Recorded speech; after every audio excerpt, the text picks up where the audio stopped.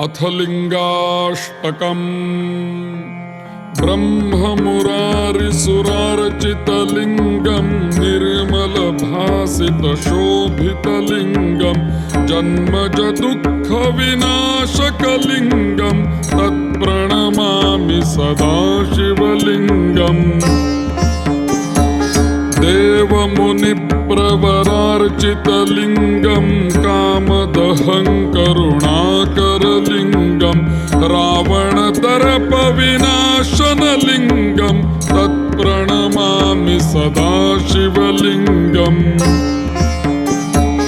सर्वसुगन्धिसुलेपितलिङ्गं बुद्धिविवर्धनकारणलिङ्गं सिद्धसुरासुरवन्दितलिङ्गं तत्प्रणमामि सदा शिवलिङ्गम्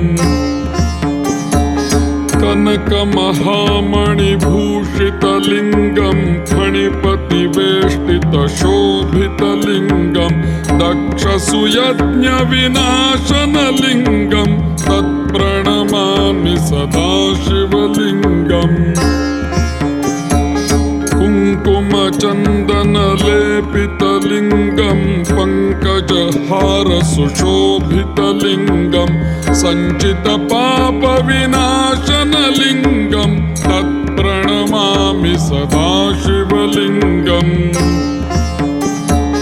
देवगणार्चितसेवितलिङ्गं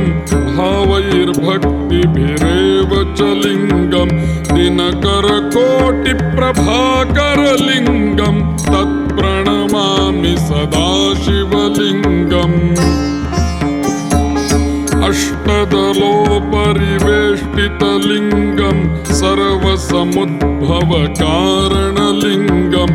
अष्टदरिद्रविनाशितलिङ्गं तत्प्रणमामि सदा शिवलिङ्गम्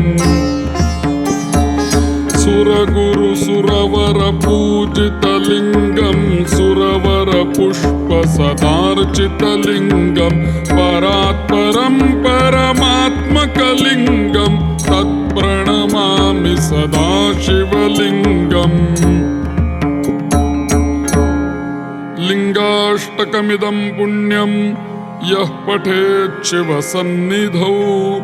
शिवलोकमवाप्नोति शिवेन सह मोदते